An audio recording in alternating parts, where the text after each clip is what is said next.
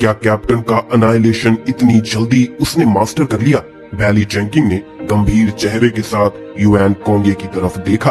वो इस पावर से बहुत अच्छी तरह से वाकिफ था, जो अभी अभी बियान जुनवू का प्यूपिल टेक्निक अनाइलेशन था। उसने बियान जुनवू का सुपर पावर भी मास्टर कर लिया। जियाओ होंगलियान ने हैरानी से कहा। उन्होंने देखा था कि बियान जुनवू कितना स्ट्रॉन्ग था। ये एक डरावना सुपर पावर है जो अपनी खुद की ताकत से लाखों ज़ोंबीज को मार सकता है। अब जब युआन कोंगे ने बियान जुनवू का सुपर पावर हासिल कर लिया है तो वो कैसे लड़े? बैली चैंकिंग खड़ा हो गया और जोर से बोला, नहीं, वो कैप्टन नहीं है। उसने बस ये पावर अभी हासिल की है और वो इसे इस्तेमाल करने के लिए अभी तक मैच्योर नहीं हुई है। हम उसे हरा सकते हैं। वो इस बात को लेकर बहुत पक्का था, क्योंकि अगर ये पावर बियान जुनवू ने अभी अभी इस्तेमाल की होती तो वो अभी खड़ा भी नहीं हो पाता। अब युआन कोंगे की आंखें जैंगी पर टिकी हुई थी। कामुई की अपीयरेंस ने उस पर एक प्रेशर डाल दिया था। उस तरह की पावर उसके खिलाफ लड़ने के लिए काफी थी, लेकिन जैंगी चुपचाप एक मीट बन निकालकर अपने मुंह में डाल रहा था। डिवाइन पावर ने उसका बहुत ज्यादा पावर कंज्यूम कर लिया था और उसे अपने सुपर पावर को वक्त पर रिप्लेनिश करना पड़ रहा था। खुशकिस्मती से वो एक स्पेस बेस्ड एबिलिटी यूजर था और एट्रीब्यूशन की लड़ाई उसकी स्ट्रॉन्ग पॉइंट थी। लेकिन किसी ने नोटिस नहीं किया कि युआन कोंगे की आंखों में एक मर्डरस इंटेंट था। शुरुआत में उसने इन लोगों को सीरियसली नहीं लिया था। अपनी पावरफुल स्ट्रेंथ के साथ उसने सोचा कि वो भगवान के रेल्म के करीब है और ये कमजोर मोर्टल्स उसका कुछ नहीं बिगाड़ सकते। लेकिन जैंगी की डिवाइन पावर ने उसे थोड़ा डरा दिया। शायद ये मोर्टल सच में उसे चोट पहुंचाने की एबिलिटी रखता है। ये छोटा सा डर उसे गुस्सा दिलाने लगा, इसीलिए उसने डिसाइड किया कि अब वो और नहीं खेलेगी, बल्कि सबको जल्दी से मार देगी। एक बड़ा स्टॉर्म उसके इर्द गिर्द घूमने लगा। काला वर्ल्ड विंड अनेक ग्रेवल, बर्फ और स्नो को अपने साथ ले जा रहा था और सब कुछ एक बड़े टोर्नेडो में बदल गया। फिर ये बड़ा टोर्नेडो सब पर टूट पड़ा। संभल के भागो! टोर्नेडो ने सब कुछ अपनी तरफ खींचना शुरू कर दिया और सबके पैर अनस्टेबल होने लगे। वो जल्दी से पीछे हटने लगे ताकि टोर्नेडो के बीच में ना आ जाए। एक बार अगर तुम उसमें घुस गए तो पक्का मौत है।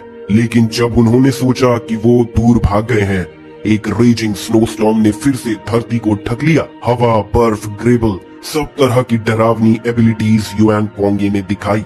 एक पल के लिए कोई भी उनका मुकाबला नहीं कर सका। उसकी एबिलिटी जरूर बहुत पावरफुल थी, लेकिन लेवल बिल्कुल अलग था। जब एक म्यूटेंट लेवल 5 एपिसिलोन तक पहुंचता है, जो दुनिया का सबसे स्ट्रॉन्गेस्ट म्यूटेंट लेवल है, तो वो लोअर म्यूटेंट्स के साथ एक ही डायमेंशन में नहीं रहता। अब तक पूरे चाइना में सिर्फ एक लेजेंडरी एपिसिलोन है, जिसमें बियान जुनवू भी शामिल है, जो एक पल में चमक गया और अपनी जिंदगी जलाकर पावर हासिल की। युआन कोंगे तीसरी है और वो एक परफेक्ट एपिसिलोन है। युआन कोंगे की टेरिफाइंगली पावरफुल स्ट्रेंथ का सामना करते हुए सब लोग स्ट्रगल कर रहे थे। जैंगी का डायमेंशनल गेट सबको प्रोटेक्ट नहीं कर सकता था, लेकिन ये बग डिफेंस मेथड जो सब फिजिकल अटैक्स को डिफेंड कर सकता है, उससे फ्लावर, लियांग यू और दूसरों को सेफ रख सकता है। हम इससे कैसे लड़े? उसके पास बहुत सारी एबिलिटीज हैं और उसकी कमजोरियां ढूंढना इम्पॉसिबल है। फैटी शू ने सजेस्ट किया, चलो भाग चलते हैं। कहाँ भागोगे? जैंगी ने ठंडे नजर से युआन कोंगे को स्टॉर्म के बीच में देखा। क्या तुम्हें लगता है हम अब भी भाग सकते हैं? अगर जैंगी अकेला होता तो भागने में कोई प्रॉब्लम नहीं होती, लेकिन दूसरों के साथ ये काम नहीं करेगा। आखिरकार वो स्पेस ट्रैवल की स्पीड को रिएक्ट कर सकता था, लेकिन वो नहीं कर सकते।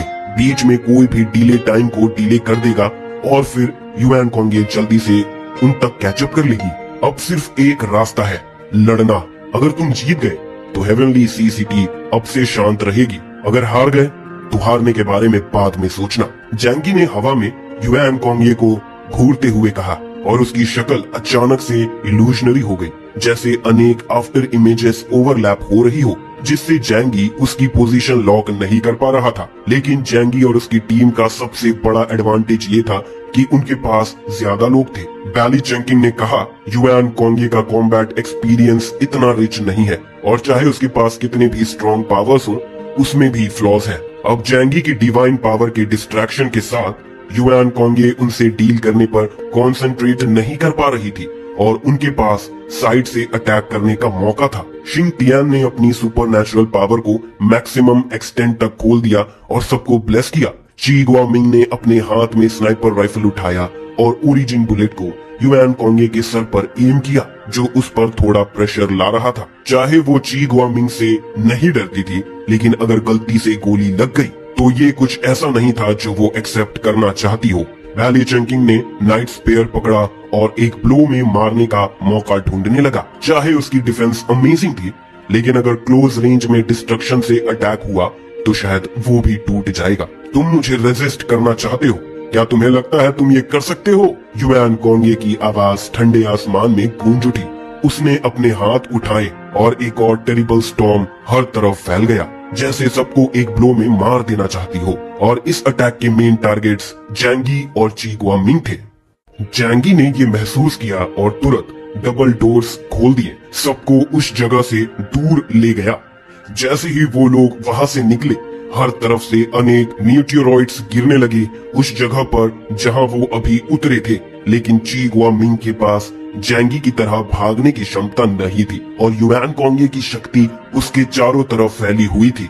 जैसे ही उसने ऊपर देखा, उसने एक काला वर्ल्ड विंड देखा जो उसके चारों तरफ था और बीच में कोई रास्ता नहीं था। युआन कोंगे एक उचित डायमेंशन का प्राणी लग रही थी जो उसकी जिंदगी से खेल रहा था। जब ची गुआमिंग बिल्कुल हैरान था, एक परिचित गरज उसके पास आई। एक बड़ा नाइट स्पेयर तूफान में एक छेद कर गया। वैली चंकिंग, जो एक काले कॉम्बैट यूनिफॉर्म में था, अंदर घुसा और ची गुआमिंग को अपनी बाहों में दबाकर तूफान की तरह बाहर निकल गया। जब युआन कोंगे ने ये सीन देखा, उसने पहचान लिया कि ये इन्वेस्टिगेशन टीम का डेप्यूटी कैप्टन है, एक top level enhancement ability user. लेकिन तुम मेरे अटैक का कितनी देर तक सामना कर पाओगे? 3 मीटर के रेडियस में पत्थर हवा में उड़ने लगे और दुनिया की हर चीज उसके कंट्रोल में आ गई। उसकी एनर्जी लिमिटलेस लग रही थी और वो सब पर अटैक कर रही थी। कामुई, जैंगी का अटैक फिर से आया। युआन कोंगे का ध्यान हमेशा जैंगी पर था। ये देखते ही उसने बिना झिझक के डिस्ट्रक्शन का यूज किया उसके खिलाफ लड़ने के लिए। उसके लिए सबसे बड़ा खतरा ये इंसान था जो एक ही ब्लो में मारने की क्षमता रखता था। दोनों फोर्सेस हवा में अजीब रोशनी के साथ फट गए और फिर वेलेन गायब हो गए। जैंगी ने गहरी सांस ली और लियांग यू और दूसरों से बहुत तेजी गति से कहा, तुम लोग यहाँ से जल्दी निकल जाओ, अब ये बैटल तुम्हारे लिए नहीं है। ह्यूमन वेव टैक्टिक्स का म्यूटेंट्स पर कोई असर नहीं होता, जो जनरल मीनिंग से परे है। अब पूरे बैटलफील्ड पर शायद सिर्फ कुछ ही लोग हैं जो युआन कोंगे पर कुछ असर डाल सकते हैं। बाकी लोग यहाँ सिर्फ युआन कोंगे के जीते जागते टारगेट्स बनेंगे और अपने टीममेट्स पर बोझ बन जाएंगे। इसीलिए जैंगी ने फ्लावर से कहा कि वो सबको लेके यहाँ से चली जाए। लियांग यू की मीले एबिलिटी भी इस वक्त ज्यादा बड़े रोल नहीं निभा सकती थी, लेकिन लियांग यू आर्ग्यू करना चाहती थी। फिर उसने जैंगी का सीरियस और डरावना चेहरा देखा। समय कम था और जैंगी उनके साथ शब्दों का ज्यादा इस्तेमाल नहीं करना चाहता था। उन्हें उसके ऑर्डर्स मानने ही पड़ेंगे। लियांग यू जैंगी की आंखों से थोड़ी डर गई थी, लेकिन जल्द ही उसने समझ लिया कि उसकी एबिलिटी जैंगी की मदद नहीं कर सकती और शायद जैंगी की स्पेस शटल यूज करने की एबिलिटी को इफेक्ट कर सकती है। ठीक है, चलो चलते हैं। लियांग यू ने फ्लावर की पीठ पर छलांग लगाई। अंकल यू और फैटी शू ने जैंगी से कहा, सावधान रहना। फिर वो दोनों भी फ्लावर के शरीर पर छलांग लगा गए। 3 लोग और एक बीस्ट ने जैंगी को चिंतित नजरों से देखा और फिर चले गए। बैटलफील्ड के बीच में जियाओ होंगलियान, वेदिंग हाई, शिन तियान और कुछ इन्वेस्टिगेशन टीम के मेंबर्स मेन फोर्स बन गए। जब युआन कोंगे ने टेलीकिनेसिस को मास्टर कर लिया, अब वो आसमान में उड़ सकती थी और सबको नीचे देख सकती थी लड़ते वक्त। इसीलिए वैली चंकिंग के अलावा सभी स्ट्रेंथनिंग सिस्टम वाले लोग पीछे हट गए ताकि मेन अटैकर को आगे मदद और सुरक्षा दी जा सके। और जो म्यूटेंट्स मेनली फंक्शनैलिटी पर फोकस करते हैं, जैसे मिंग सुयू और ये जिकांग, बिना झिझक के बैटलफील्ड छोड़कर चले गए। वूडी की आंखों में नफरत थी। उसके चारों तरफ फ्लोटिंग कैनन्स थी और चमकदार लाइट बॉल्स एक भयानक इम्पैक्ट फोर्स एमिट कर रही थी जो युआन कोंगे पर बारिश की तरह बरस रही थी। साथ ही शिन तियान ने अपनी एबिलिटीज का यूज करके सबको ब्लेस किया। वेदिंग हाई का आइस एंड स्नो स्टॉर्म और जियाओ होंगलियान का फ्लेम ड्रैगन दोनों अपनी पूरी कोशिश कर रहे थे युआन कोंगे को कंज्यूम करने का और उसका ध्यान भटकाने की। इस वक्त सबके दिल में एक बात समझ आ गई थी, अगर युआन कोंगे को हराना है तो जैंगी ही की है, क्योंकि सिर्फ उसका अटैक ही युआन कोंगे के लिए खतरा बन सकता है। इसीलिए वूडी भी, जो अक्सर जैंगी के प्रति सबसे बुरा व्यवहार रखता था, इस पल में इन्वेस्टिगेशन टीम के एक इलाइट के प्रोफेशनल क्वालिटीज दिखाने लगा और अपनी पूरी कोशिश की जैंगी के लिए एक आउटपुट इन्वायरमेंट बनाने की। युआन कोंगे इन अटैक से परेशान थी जो डजन से ज्यादा म्यूटेंट्स कर रहे थे।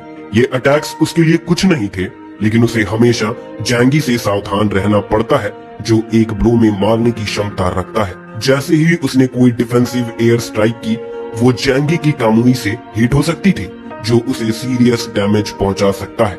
ये तो तय है कि अंत निश्चित रूप से मौत है, फिर तुम क्यों संघर्ष कर रहे हो? छोड़ो, मुझे तुम्हारे साथ खेलने का पेशेंस नहीं है। युआन कोंगे की ठंडी आवाज आसमान से आई। उसे अपनी कंट्रोल से बाहर होने वाली चीजें पसंद नहीं थी। उसकी आंखों की पुतलियों में एक तेज सफेद रोशनी जल्दी से फूट पड़ी। वो आसमान में सूरज की तरह लटक रही थी और होली लाइट हर दिशा में फैल रही थी। उसने डिस्ट्रक्शन की पावर को मैक्सिमम तक स्टिमुलेट कर दिया। ये पावर, जो सब कुछ तबाह करने के लिए काफी थी, सबको फेमस सीन याद दिला रही थी जहां बियान जिन्वू ने अकेले ही लाखों ज़ोंबीज को मार डाला था। बैली चंकिंग और दूसरों के चेहरे पीले पड़ गए, क्योंकि उन्होंने महसूस किया कि इस अटैक की पावर बियान जिन्वू के लेवल की थी। भागो, जल्दी यहाँ से भागना होगा। बैली चंकिंग ने एक हाथ से ची गुआ मिंग को पकड़ा और दूसरे हाथ से वूडी को पकड़ा, और उसका फिगर एक शैडो में बदल गया और वो जैंगी के पास भाग गया। जिया होंगलियन और दूसरों ने भी वही किया। उन्हें पता था कि सिर्फ जैंगी की डिमेंशनल डोर युआन कोंगे के इस पावरफुल अटैक का सामना कर सकती है। जैंगी ने अपना दायां हाथ खोला और डिमेंशनल डोर को मैक्सिमम तक एक्सटेंड कर दिया। एक बड़ा डिमेंशनल डोर जैसे साउथ हेवन गेट उसके सामने खुल गया, लेकिन कई सोल्जर्स जो समय पर नहीं निकल पाए, वो वहीं मर गए। वेदिंग हाई अपनी फ्रोस्ट आर्मर का मैक्सिमम यूज करता है और हेवी आर्मर ने उसके पूरे बॉडी को गंडम की तरह कवर कर दिया था, लेकिन जब अनाइलेशन की रोशनी धरती पर छा गई, उसकी आर्मर कन्फेटी की तरह टूट गई। वेदिंग हाई ने सबकॉन्शियसली अपना राइट आर्म आगे बढ़ाया ब्लॉक करने के लिए, और उसका आर्म सीधा डिस्ट्रॉय हो गया जैसे कि वो फेक हो। आखिरी पल में उसने जैंगी के डायमेंशनल गेट के रेंज में छुपकर अपनी जान बचाई। सफेद रोशनी धरती से गायब हो गई। जैंगी ने एक लंबी सांस ली और डायमेंशनल गेट ने युआन कोंगे का अटैक ब्लॉक कर दिया था। आखिर इस तरह के लार्ज स्केल अटैक में सारी पावर एक जगह कॉन्सेंट्रेट नहीं हो सकती, जैसे उसकी डिवाइन पावर। फिर भी सिर्फ एक ब्लो से फील्ड पर जो कुछ म्यूटेंट्स थे, जो ज्यादा नहीं थे, सब मर गए। सिर्फ कुछ फोर्सेस के लीडर्स और इन्वेस्टिगेशन टीम के कुछ लोग जिंदा बचे, लेकिन सबके पास शोक मनाने का वक्त नहीं था, क्योंकि उस वक्त उनका जिंदा रहना ही एक बड़ी प्रॉब्लम थी। डिस्पेयर का मूड सबके दिलों में फैल गया। उन्होंने अपनी पूरी कोशिश की थी, लेकिन युआन कोंगे को कोई नुकसान नहीं पहुंचा सके और उन्हें भारी नुकसान उठाना पड़ा। अब आगे कैसे लड़े? मौत का इंतजार करें? क्या एपिसिलोन लेवल के इनह्यूमंस वाकई में इनविंसिबल होते हैं? वेदिंग हाई ने अपने आर्म के वाउंड को आई से सील कर दिया, लेकिन खुशकिस्मती से वो मीले टाइप इनह्यूमन नहीं था, इसीलिए वो एक आर्म खोकर भी लड़ सकता था। युआन कोंगे एक पवित्र और कोमल रोशनी छोड़ते हुए जैंगी और दूसरों पर नजर डाली। जैंगी, तुम बहुत केपेबल हो, लेकिन मैंने 36 लोगों की एबिलिटीज एब्जॉर्ब कर ली हैं, जिनमें बियान जिन्वू की एबिलिटी भी शामिल है। तुम इससे कैसे निपटोगे? उसने जैंगी को घूरते हुए कहा। एक मुस्कुराहट उसके होठों पर आई और फिर उसने अपनी इंडेक्स फिंगर जैंगी की तरफ पॉइंट की। मुझे तुम्हारी एबिलिटी भी चाहिए। जैंगी ने युआन कोंगे को घूरा। उसकी आंखों में डर था। उसने सबको गहरी आवाज में कहा, अब सबको और जोर लगाकर लड़ना होगा। जो कुछ भी तुम्हारे पास है उसे निकालो, वरना हम सब यहीं मर सकते हैं। वूडी ने अपने दांत पीस कर कहा, हमें पता है, बिना तुम्हारे कहने के। उसने